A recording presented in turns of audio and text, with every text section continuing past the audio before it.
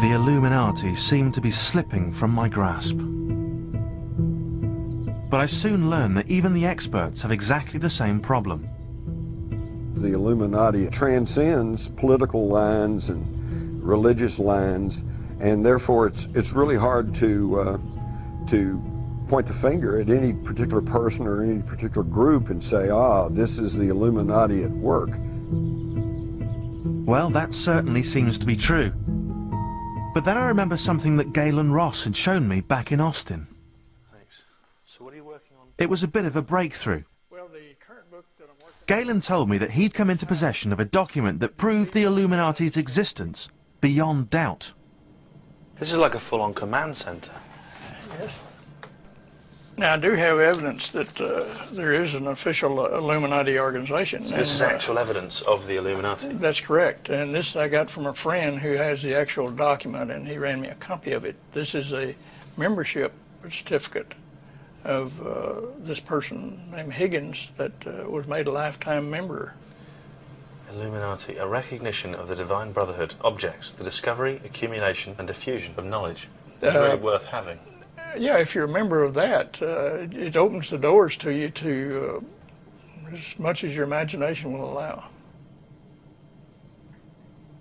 At last, I've seen some evidence of the Illuminati's existence, even if it is just a slightly poor photocopy. And now I'm told of another place where the Illuminati meet up. It sounds like a sort of Illuminati holiday camp. Bohemian Grove. What is Bohemian Grove? Well, it's an annual gathering of some of the most powerful men in the world, in the middle of a forest in California. It's media tycoons, captains of industry, presidents of the United States, that sort of person. And just like Skull and Bones, the whole thing is shrouded in secrecy and mystery.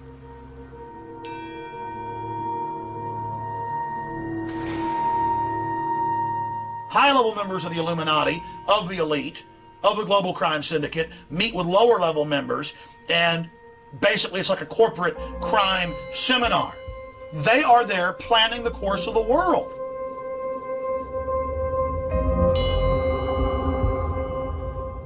In July of 2000, Alex Jones smuggled himself into Bohemian Grove. All the evidence is right here, exposing the Illuminati, their different allied organizations. It's all on the website. This is George W. Bush and his father giving speeches. And then here's Richard Nixon. And here you have President Jimmy Carter. It's at Bohemian Grove that Alex Jones insists the Illuminati hatch their plots. It's how to set up the world government, what they're going to do, what their plans are. And here you have Under the gaze of a giant concrete owl called Molech, Alex Jones secretly photographed the mock human sacrifice that launches every gathering. This is a shot of the high priest right here over the flame with the people in their black and red robes.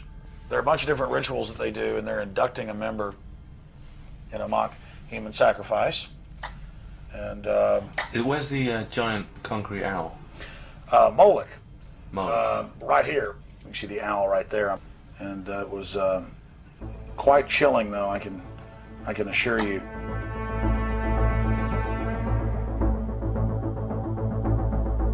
If your neighbor was doing simulated sacrifices in their backyard, was worshiping Molech and doing a mock human sacrifice of a child, would you let that neighbor walk your dog?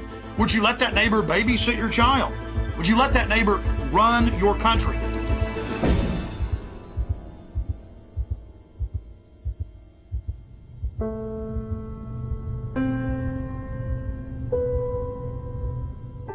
Hartford again. Still waiting for Mr. A.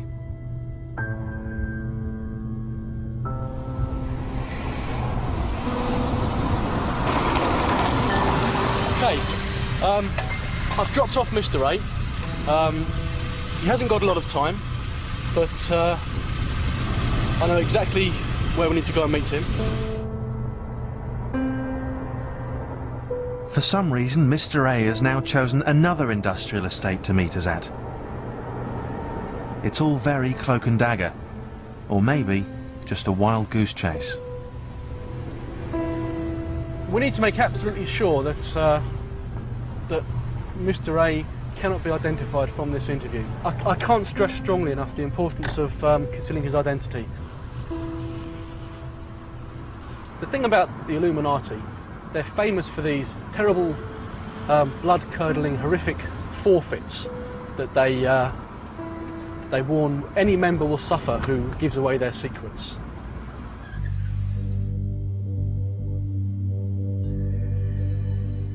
As Tim abandons us again to pick up the elusive Mr. A, we explore our second deserted industrial estate of the day, now reflecting that our pursuit of the Illuminati might be a little dangerous. You don't want to mess with these people. You really don't know. These are, in the United States we have the mafia, which is pretty mean group. The Illuminati put the mafia in the shade. Oh, really? And almost everyone that learns about what I do says, why are you still alive?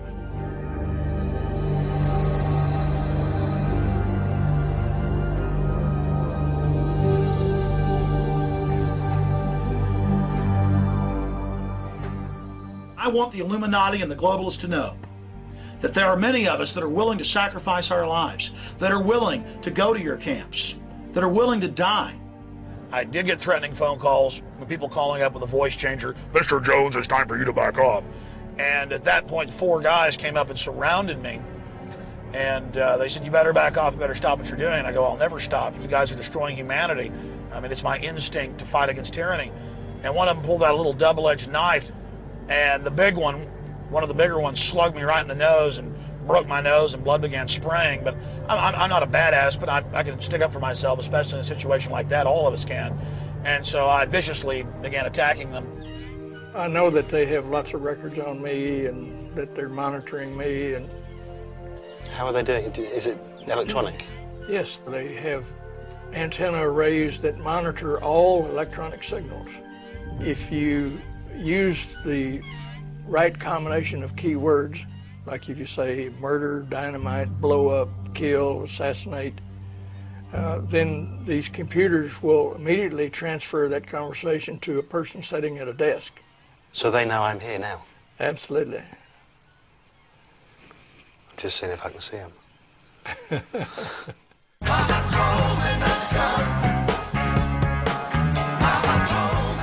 I've still never seen an Illuminati. Or is it Illuminatus?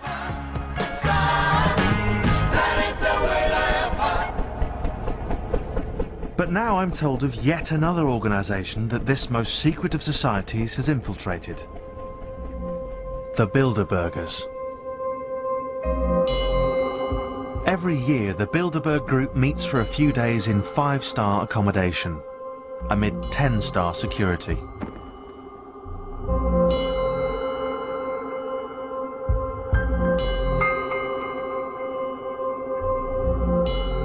The Bilderbergers held their first meeting in 1954 in a small Dutch town, in the Bilderberg Hotel. Since then, their annual meetings have attracted many of the most powerful men and women on the planet. These guys really do run the world. Lords and the heads of the biggest banking dynasties, and Dutch and British royalty, and Rockefellers, and secretaries of states, and UN secretary generals, and German chancellors, and the head of the House of Saudi going and attending this meeting. Many believe that the Bilderbergers form the most powerful organization of all.